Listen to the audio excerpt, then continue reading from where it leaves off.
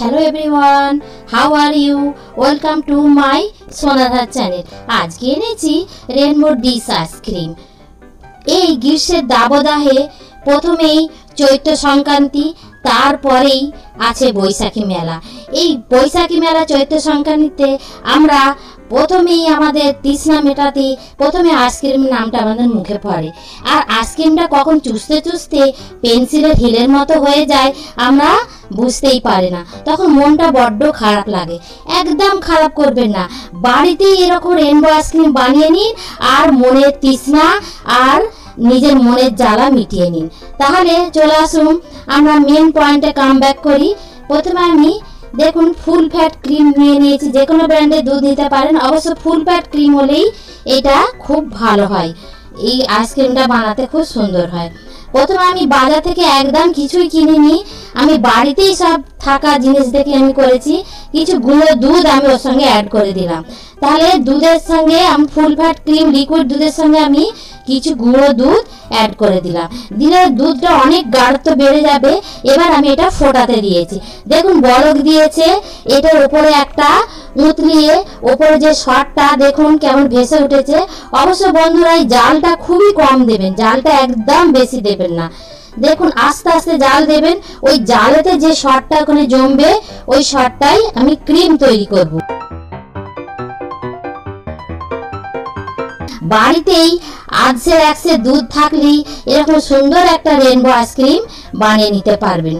অফুরন্ত আইসক্রিম খেয়ে খেয়ে শেষ করা যাবে না।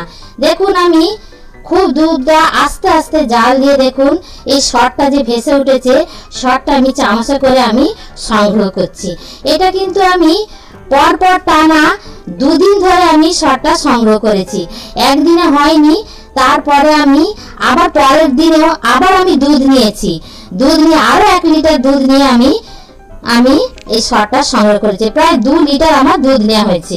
প্রথম দিনে 1 লিটার, তারপরে আর 1 লিটার, তারপরের দিনে আর 1 লিটার দুধ নিয়েছি। কেননা খুব ক্রিমটা যে বেরিয়েছিল খুবই অল্প পরিমাণে বেরিয়েছে।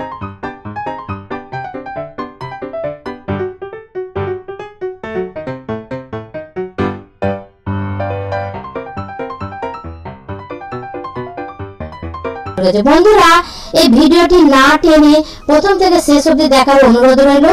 ভালো লাগলে লাইক শেয়ার কমেন্টস করতে ভুলবেন না। নতুন বন্ধুরা সাবস্ক্রাইব করে আমাদের পাশে থাকবেন। ফেসবুকের পেজটি ফলো করার অনুরোধ রইল। বন্ধুরা এই ভিডিওটি হয়তো আপনাদের উপকার লাগতে পারে, এটি একবারটি আপনারা শেষ পর্যন্ত অবশ্যই দেখার অনুরোধ রইল। দেখুন আমি বন্ধুরা আবার ফিরে এলাম। দেখুন আমি ক্রিমগুলো আমি সংগ্রহ করেছি। প্রায় এখনো কিছু দুধের সর রয়েছে, বা দুধটি জাল দিতে দিতে আমি সে সরটা যে কালেক্ট করেছি এটা আমি 12 ঘন্টা ফ্রিজে রেখেছি। দেখুন এই টেক্সচারটা দেখুন টেক্সচারটা কতটা সুন্দর হয়েছে। বাজারের ক্রিম তো প্রসেসিং ক্রিম, এই ক্রিমটা কতটাই এতে সুন্দর হয়েছে এবং এতে অনেক তৈলাক্ত জিনিসগুলো বেশি থাকে, যেহেতু এটা বাড়ির দুধ দিয়ে অনেক সুন্দরভাবে এটা করা হয়েছে। তাহলে বন্ধুরা আমি ক্রিমটা আমি কালেক্ট করে নিয়েছি। ক্রিমটাকে এবার আমি বিট করব। বিটটা আমি লাগাতার করতে হবে, অন্তত 45 মিনিট ধরে বিট করেছি বন্ধুরা, সবটা দেখাইনি। এবার বিট করতে করতে মাঝে মাঝে আমি চিনি দিয়েছি। প্রায় 2 লিটার দুধে কতটা ক্রিম হয়েছে এটা আমি মাপা হয়নি বন্ধুরা, তবে 2 লিটার দুধে আমার যতটা সম্ভব প্রায় 500 মতো আমি ক্রিম পেয়েছি। আমি এবার দেখুন তাতে আমি খেপে খেপে চিনিটা দেব। একবার 1 চামচ আমি চিনি দিয়েছি, চিনিটা প্রায় 300 গ্রামের মতো আমি দিয়েছি বন্ধুরা। চিনিটা দেব অবশ্যই বন্ধুরা, আমি এখানে গোটা চিনি দিয়েছি। বন্ধুরা আপনারা পারলে এটি পাউডার চিনি আপনারা ব্যবহার করতে পারেন। গোটা চিনিটা দিলে পরে জল কেটে যায় বেশি, ক্রিমটা আরো পাতলা হয়ে যায়। বন্ধুরা আমি দিইনি, তবে আপনারা অবশ্য পাউডার চিনিটা আপনি ব্যবহার করতে পারেন। এইটা যেটা দেখুন কর্নস্টার্চকে আমি অন্যভাবে জল দিয়ে আমি এটা লিকুইড ভাবে তৈরি করে নিয়েছি। করে নিয়ে এটা একটা মানে স্থূল একটা স্থিতিস্থাপক একটা জিনিস করে আমি এটা এর সঙ্গে অ্যাড করে দিলাম। দিয়ে এটা আবার বিট করতে শুরু করলাম। এইটা যেটা দেখছেন দুধের সর দিয়ে যেটা আমি ক্ষীর তৈরি করেছিলাম, সরের মালাই করেছি। এটা আমি বাড়িতে করি, মাঝে মধ্যে এটা করি। দেখুন সরের মালাইটা আমি এতে অ্যাড করে দিলাম। বন্ধুরা আপনারা পারলে বাজার থেকেও এগুলো কিনে নিয়েও করতে পারেন, কিন্তু আমি বাড়িতে সমস্ত কিছু বাড়ির উপকরণ দিয়েই এই আইসক্রিমটা আমি তৈরি করব। আমি এতে একটা পয়সাও খরচা করিনি। তাহলে দেখুন এই ক্রিমটা আমি এর সঙ্গে অ্যাড করে দিলাম। বন্ধুরা এটা সম্পূর্ণ যারা পয়সা সাশ্রয় করতে চান, বাচ্চাদের বায়না মেটাতে চান, তারা এই রূপ আমার মতো এই রকম আইসক্রিমটা বানাবার চেষ্টা করবেন। দেখুন এর টেক্সচারটা দেখুন কত সুন্দর হয়েছে। এবার এই যে দুধের ঘোলটা যেটা তৈরি হলো, দেখুন কত গাঢ় হয়েছে, কত সুন্দর হয়েছে। এবার আমি এটা কি করব, প্রত্যেকটা বাটিতে আলাদা আলাদা ঢেলে নেব এবং বিভিন্ন কালার মেশাবো। আমরা রেনবো নাম দিয়েছি, রেনবোর যে 7টা রং, মিনিমাম এটা আমি 6টা রং ব্যবহার করেছি। দেখুন এটা আমি পিঙ্ক কালার ব্যবহার করলাম। এবার এটা যেটা ব্যবহার করলাম হলুদ, ইয়েলো কালার।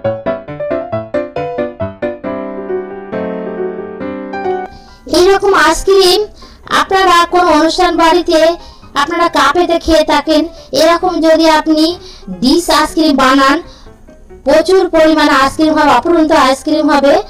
আর আপনারা ছোট ছোট পিস করে কেটে আপনারা আবার কাপে করে খেতে পারেন। এটা রেড দিলাম, তারপরে এটা আমি গ্রিন দিচ্ছি। এরকম একে একে আমি রঙগুলো আমি মেশাবো। এবার এটা ব্লু দিলাম। এবার যেটা করব, একটা পাত্র নিয়েছি, পাত্রে আমি কি করব, প্রথমে আমি পিঙ্ক কালারটা যে দিলাম, পিঙ্ক কালারটা দেওয়ার পরে অন্য কালার এখন ঢালবো না। ঢাললে প্রত্যেকটা কালার সঙ্গে আলাদা করা যাবে না। এইটা একটু ফ্রিজে আমি 4-5 ঘন্টা রেখে দিয়েছি। 4-5 ঘন্টা রাখার পরে দেখুন একটু জমে গেছে।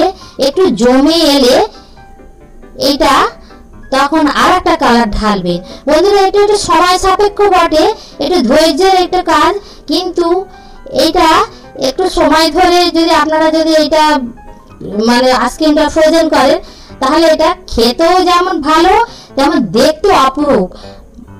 আমাদের মনুষ্য জাতি তো আমরা স্বাদের থেকে আমরা সুসৌন্দর্যবোধ আমাদের বেশি, তাই আমাদের দেখুন আমরা সৌন্দর্যবোধের জন্য বিভিন্ন কালারের আইসক্রিম খেতে আমরা কতটা আত্মি পাই, কতটা মজা পাই।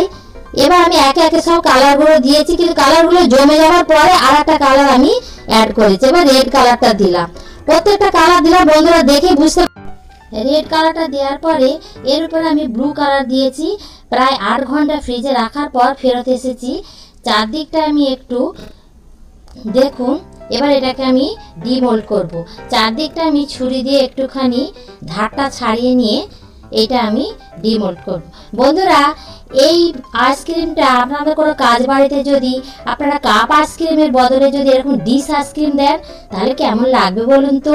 এই ডিশ আইসক্রিমটা করে আপনারা ছোট ছোট পিস করে কেটে আপনারা যদি দেন, তাহলে এটা দুর্দান্ত লাগবে। তাহলে এই ডিশ আইসক্রিমটা কি নাইস লুকিং হয়েছে দেখুন। এই ডিশ আইসক্রিমটা দেখতে দেখতে তাহলে একটা ছোট্ট ছড়া শোনাই। সেদিন উড়ে পড়লাম রোমের ওপর বসে আছে জম, ভয়ে সবাইয়ের খাড়ালুম, সেনাপতির হাতে রিমোট বটম, ধরলো একটা জমালয়ের ডোম, গায়ে তার কাপড় খুব কম, বিচার হবে তাই সবাই রমরম, ডোমের হাতে ছিল মোম, ছুড়লো কাছে যেথায় ছিল বোম, দুম ফটাস করে ভাঙলো থাম, চৌচির জম কিন্তু বেজয় তার দম, পিচকিরি দিয়ে হিসি ছড়ালো ভাম, চারিদিকে নিঝুম